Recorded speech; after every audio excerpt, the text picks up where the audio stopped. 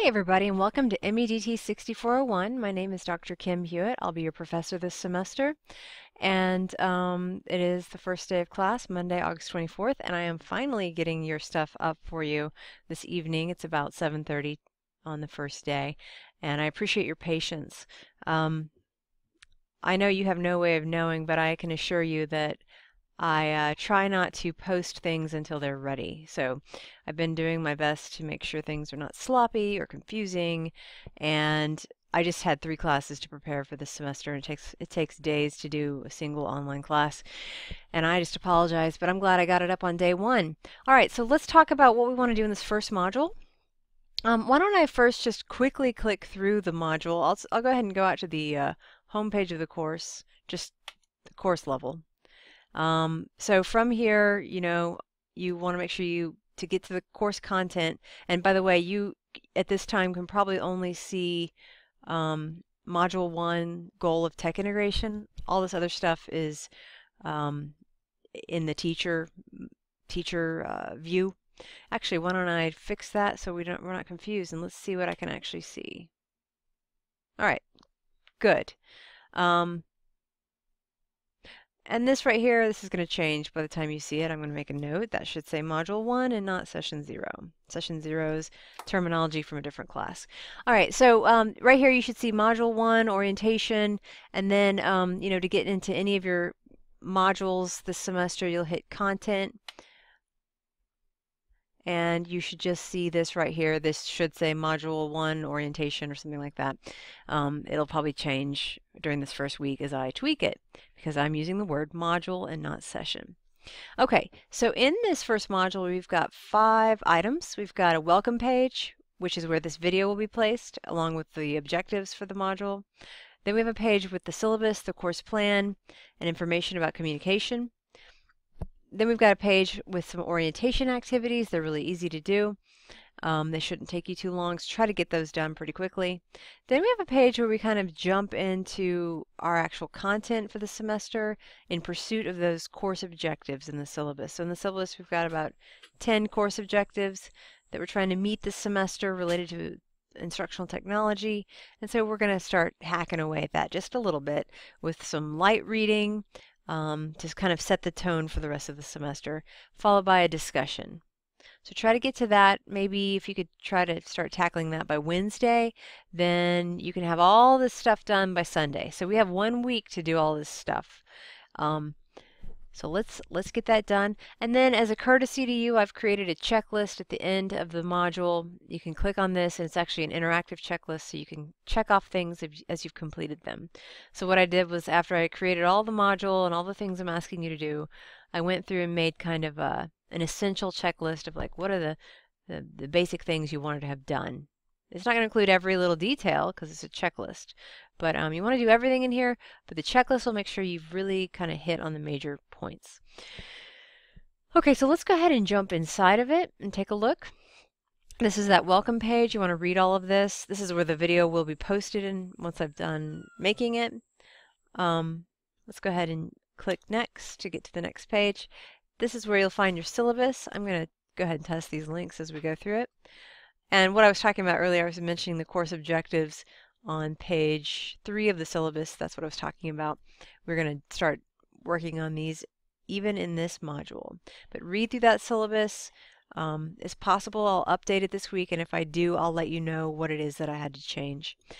Here's my favorite document in the whole course, kind of, because, your lives are the same way as mine, probably, in the sense that they're just kind of chaotic, and sometimes life becomes a blur and you don't know which way things are going.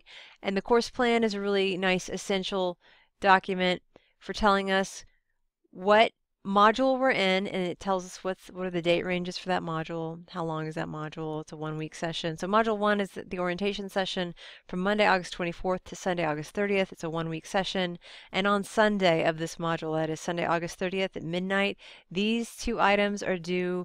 They're worth a certain number of points. So that's what the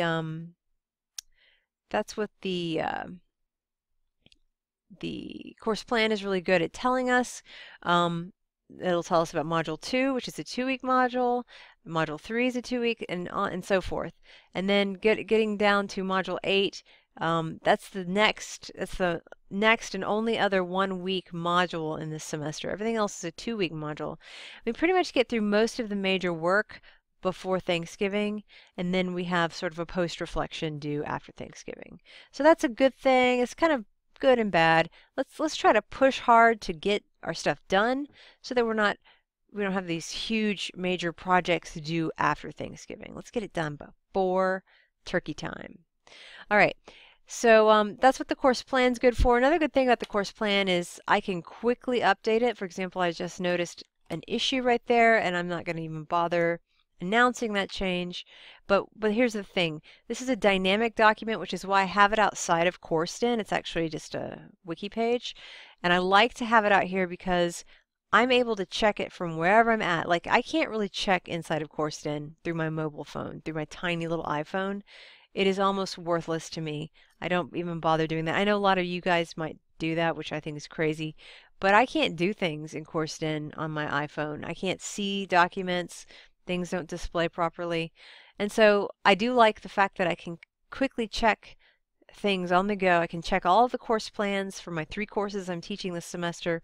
They're all out here on the web, easy for me to get to, and they're easy for me to update. They're much easier than updating something like this in CourseDen. So I know it's a little clunky and maybe inelegant to have this thing inside of your class, but you know, it's an online class. It can handle it. It's a hyperlink. But at the bottom of the course plan, when I do make major changes, I actually note what the change was, when I made the change, why I made the change, and how that change, if it affects like the number of points something's worth or deadline. I definitely note that here, and I also make an announcement if it's something major. If it's something tiny, like here in the first week, I might go through and make a few tweaks of things as I find errors. And then maybe after week 1, if I make any big changes, I'll let you guys know. Okay? So that's the course plan. That's my best buddy. It's like, seems like half the questions you guys ask me could be answered by this document. So make it your best buddy as well. And let me know if you have any questions about it. Oh, and you can print it by clicking this ... going down to print and hitting Control P on a what's the word, on a PC. On a Mac, I think it's Command P. We'll pull up the print dialog, and it's a decent little copy. It's not the most beautiful. Well, I mean, wikis, I love wikis for their utilitarian qualities, but they're not always the most beautiful. All right, so that's the course plan. Module checklists are something I like to create for my students. I know a lot of professors don't do this, but I think they're really cool. And my undergraduates told me they wanted checklists about 6 years ago, and I've been doing them ever since. And I love it that CourseDen actually allows you to do the interactive ones that we've got. So let me shoot over there really quickly so you can see what the heck I'm talking about. Excuse me. What am I talking about?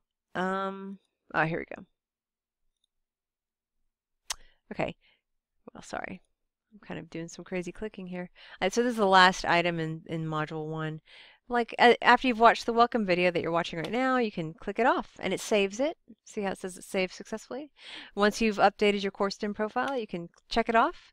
And so that's what I like. I think that's useful. I don't know if you're like me, but sometimes in the online environment when you're trying to learn, it's kind of hard. It's like you have to write down on a piece of paper what you've done, which that's okay, and I'm sure you'll do that, and I'm sure you'll print a lot of stuff out. But it's also nice to have something inside of this system where you can sort of check it off and you can sort of write inside of your class that you've done something. I find that useful. I bet some of you find that useful as well. So each module will have a checklist. In Module 1, I may have already said this. I've had 2 other classes where I had to say this. I apologize if I repeat myself a lot, but I put the checklist last in Module 1 because I wanted the welcome page to be the very first thing you see. So I'm clicking back to the beginning. I want this welcome page to be the first thing you see, but come Module 2, you will enter Module 2, and the very first item will be that checklist. So it's kind of like a cover sheet for the module. Okay, so this is the syllabus, course plan, and communication page. We've talked about everything on it, so we're going to click to the next one. And by the way, if you start getting lost, you're like, what page am I on? You know, you've got your breadcrumbs up here, but you've also got this right here. And so it kind of shows you what the pages are in the module. You can always look at that as well. Okay, so I want you to, I invite you to fill out my student contact form. This is really cool because I'm going to pull you guys into my smartphone, not, you know, just your contact information will be in my smartphone this semester, which means that if you do text me or call me, I will be more likely to notice that you did that because, you know, it'll say missed call from blah, blah, blah, from, you know, Cindy Smith. As opposed to missed call from unknown number. So I'm more likely to pay attention to the fact that you've called me. Now keep in mind I have 100 students, so if my phone's ringing off the hook, I may be less than, oh, anyway, my phone never rings off the hook. You guys are super polite and you always think that you're bothering me, which is not the case. You're welcome to call me, text me. I do note in the syllabus that texting is not my strong suit. So don't be too hurt if you find I don't respond by text. I recommend that you use text as a secondary thing. Wow, my voice is going. So like, you know, send me a message in Courseden. That's the best place to contact me. And then as a secondary thing, if you really want to squeak that wheel and get my attention, you can text me and say, hi, Dr. Hewitt, I've sent you a message in Courseden. You mind taking a look? And then that might get my attention and I might get to it 2 hours sooner. I try to check in. I try to respond to your messages every day. And on weekends, I like to actually take a little bit of a holiday. I'm not an obsessive checker of Courseden during the weekend. I try to, you know, clean my house and do something kind of fun or relaxing or something away from the computer. So it might be a little longer, but you know, if you were to be a squeaky wheel, you could send me that message in Courseden and then you could text me.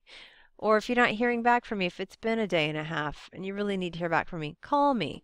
So, you know, so sort of like a progression there. Also, inside of the course, I'll come back to this. This is the orientation activities. There's a discussion board. You have a peer-to-peer Q&A board that you can use. And actually, I need to unhide a couple other ones. There's the water cooler board, and there are our 2 intro discussion boards are hidden right now, I can tell as well. But anyway, you've got a number of discussion boards where you can ask your peers questions, and I also can come in and answer these as well. But I intentionally call them peer-to-peer so that you know that they're your responsibility primarily. I will come in and also facilitate and try to address questions there as well. All right, so I see I'm running out of time. I need to speed it up. All right, orientation activities. So this is optional, this contact form, but I urge you to do it. Do update your Courseden profile. There are some instructions right there. Introduce yourself to the class through the discussion Module 1 introductions, which I think right now is hidden. So I'm going to fix that after I'm done with the video. Let me just test it. Yeah, it says it's not found right now because it's simply hidden. I didn't want to clutter your discussion page up until it was ready to go. These are a couple of other boards. This one is open, so you can click it and it will take you to that board there. I'm going to fix that. I like for things to fly open in another tab. That didn't do that. And then this one's hidden right now. I need to unhide it. This one's kind of a new one for this class. I haven't had one of these for a while. They're just kind of like a casual off-topic board that you can use to chat with your classmates. Let me get through this. I'm going to rush. So you do want to make sure that you engage in that discussion where you introduce yourself. My mouse just died. Let me go back really quickly. For points, for actual grading, introducing yourself to the class is an assignment. If you check the course plan, you can see that that's the case. See here, that's one of the assignments. The other one is this technology integration discussion. And what you want to do is read a couple of read these things. Read this book chapter by Dr. An in our department. Read 2 pages of the Horizon report and skim read all of these standards, and just to kind of get yourself in the mood, and then you need to engage in discussion 1 with 1 initial post and 2 follow-ups. Let me know if you guys have any questions about Module 1. Welcome.